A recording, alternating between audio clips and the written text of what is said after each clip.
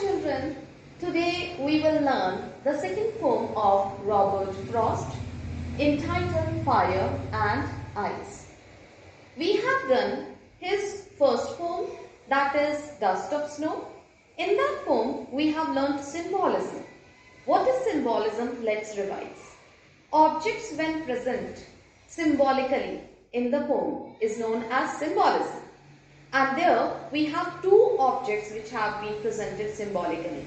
What were they? Hemlock tree, which is said to be as a poisonous tree, and crow, the ugliest creature, who is also a symbol of ill omen. So these two symbols of ill omen has been used intentionally by the poet so that he can clarify to the listeners, to the readers, that he is in a distressful state. He is full of sadness in the beginning of the poem. Here now again symbolism is used in the title. So what's symbolism? Fire has been used symbolically. Fire is desire, or we can also say it is the expectation. When we talk of fire, it means desire, or it also means expectation of the people. When we talk of ice, it means hatred, or we can also say that it means cold reasoning. Cold reasoning. Desire, हद से ज़्यादा किसी के लिए किसी की Dzire होना, जिसमें हम उसको पाने के लिए सारे बैरियर्स क्रॉस कर दें, सारे लेवल को क्रॉस कर दें, हम सारी वैल्यूज भूल जाएं. एक्सपेक्टेशन, हद से ज्यादा एक्सपेक्टेशन हो जाना किसी चीज को लेकर के. हेट्रेड, नफरत को कहते हैं. बहुत ज्यादा हेट्रेड अगर दुनिया में आ जाएगी, या कोल्ड रीजनिंग आ जाएगी. Cold reasoning where people do not share warmth in relationship. जब warmth के साथ में relation नहीं रह जाते, it becomes cold reasoning. जब तनावग्रस्त रिलेशन हो, थोड़ा सा स्ट्रेस हो, खिंचे खिंचे रहें आपस में लोग, तो it is what we called here ice. So fire and ice, ये यहाँ पर symbolism है. ठीक है, पहला तो हमने symbolism पढ़ लिया. टाइटल में ही हमने एक फिगर ऑफ स्पीच निकाल लिया और वो है सिंबोलिज्म. अब दूसरा फिगर ऑफ स्पीच हम टाइटल में ही निकाल रहे हैं, क्योंकि फायर का ऑपोजिट आइस होता है. दो कॉन्ट्ररी चीजें, दो ऑपोजिट चीजें हैं, तो हम इसे कहेंगे यहाँ पर एक और फिगर ऑफ स्पीच है, वो है एंटीथेसिस. तो यहाँ पे क्या आ गया? एंटीथेसिस आ गया. अब इस चैप्टर में, इस पोम में, when you will go through with it, you will read the third line. And what's that line? Third, I have tasted of desire. From what I have tasted of desire? Test किसको करते हैं? Food को test करते हैं, लेकिन उसने Dzire को test किया है. तो यहाँ पे टेस्टेड वर्ड मेटाफर है. ठीक है, यहाँ सिंबोलिज्म आ गया, तीसरा आपका मेटाफर आ गया. इस टेस्टेड का मतलब हो गया एक्सपीरियंस करना, कि उसने एक्सपीरियंस किया है, या हम ये भी कह सकते हैं कि उसने ऑब्जर्व किया है. ये दोनों चीजें हम टेस्ट वर्ड के अगेंस्ट या उसके लिए यूज कर सकते हैं कि पोएट ये कहना चाहता है. फिर हमें मिलता है फोर्थ फिगर ऑफ स्पीच, जिसे कि हम एन्जैम्बमेंट बोलते हैं. एन्जैम्बमेंट क्या होता है? एन्जैम्बमेंट आया है लास्ट 3 लाइन्स में. When one idea get carry forward or carry over to the next line or to the next line, then it is known as enjambment. और यहाँ हमें enjambment मिलता है जब हम last lines देखते हैं. To say that for destruction ice is also great and would suffice. Now let's start reading the poem. Some say the world will end in fire. कुछ लोग कहते हैं कि ये जो वर्ल्ड है ये फायर की वजह से एंड हो जाएगा. Some say in ice, और कुछ कहते हैं कि आइस की वजह से ये वर्ल्ड एंड हो सकता है. From what I have tasted of desire, poet कहता है from what I have tasted, जो उसने खुद ने टेस्ट किया, जो उसने खुद ने एक्सपीरियंस किया, जो उसने खुद ने ऑब्जर्व किया है डिजायर की वजह से. उसने सब तरफ जो डिजायर देखी है और उसको जो एक्सपीरियंस किया है, उसको जो उसने टेस्ट किया, ऑब्जर्व किया, उसकी वजह से I hold with those who favor fire, उसकी वजह से मैं ये कह सकता हूं कि मैं उन लोगों के साथ हूं या मैं उन लोगों को फेवर करता हूं जो ये कहते हैं कि फायर की वजह से ही डिस्ट्रॉय होगा हमारा world. Coming to the next stanza, but if it had to perish twice, it has been used very significantly here. If का मतलब क्या हुआ? If का मतलब है कि पोएट भी सस्पिशियस है, वो सस्पिशन को अपना डिपिक्ट करता है, यहाँ पे अपनी सस्पिशन को बताता है व्हेन ही सेज कि कोई एक चीज एक बार में डिस्ट्रॉय हो सकती है, बट हियर ही सेज अगर वर्ल्ड दोबारा फिर से डिस्ट्रॉय हुआ तो the second thing which is going to perish the world, it will be ice.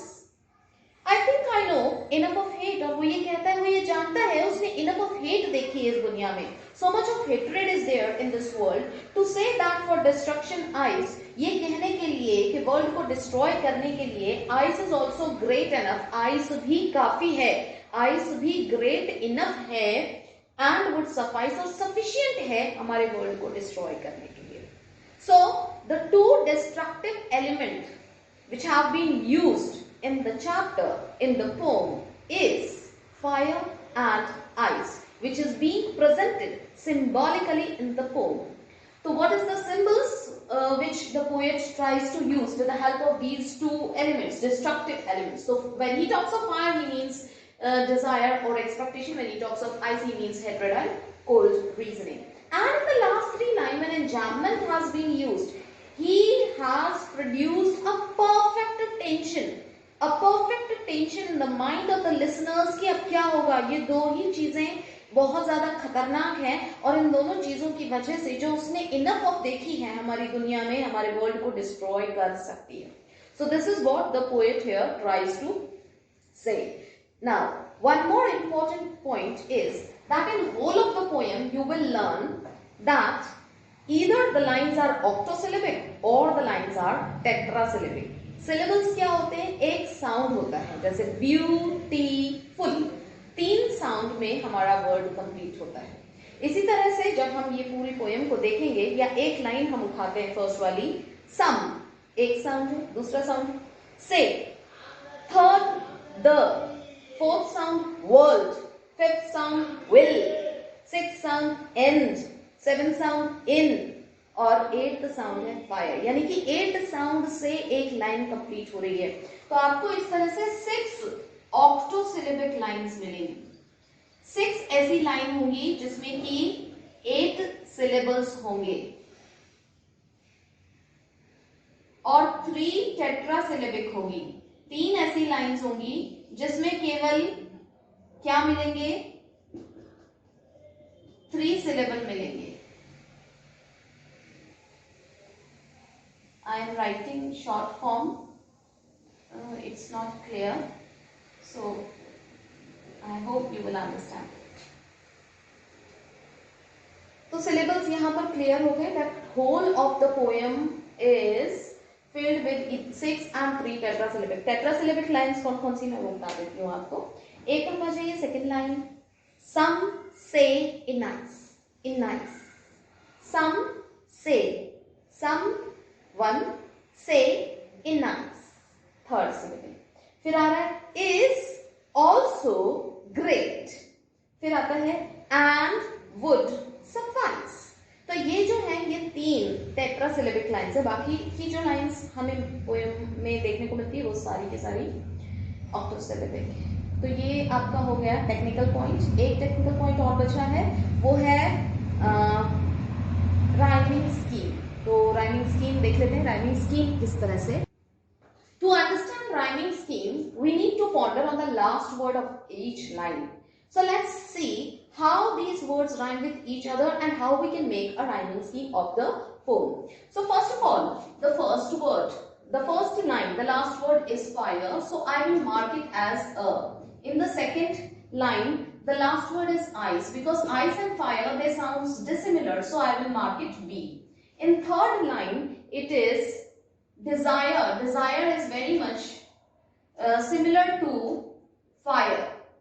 Desire is very much similar to fire, so I will mark it a. Then fourth fourth line में आपको मिलता है fire, fire fire desire similar word है, वापस से A mark करेंगे हम। Fifth line में लास्ट वर्ड आपका आता है ट्वाइस, आइस, तो हम इसे बी मार्क करेंगे। फिर हमें एक नया वर्ड मिलता है हेट, जो बाकी और साउंड से अलग है, तो हम इसे सी मार्क कर देंगे। फिर सेवेंथ लाइन में हमें वापस मिलता है आइस, तो आइस सिमिलर वर्ड हो गया, तो हम बी मार्क करेंगे। और एट्थ में मिलता है ग्रेट, जो कि हेट के साथ में राइम करता है, तो हम इसे सी मार्क कर देंगे। और नाइन्थ में हमें मिल रहा है सफाइस, तो हम इसे क्या मार्क करेंगे, बी मार्क करेंगे। तो हमारा जो राइमिंग स्कीम बनेगा वो बनेगा A B A B A B C B. This is going to be the rhyming scheme. Is that clear? So now if you have any problem, you can ask me and share your questions to me so that I can resolve every single problem of yours.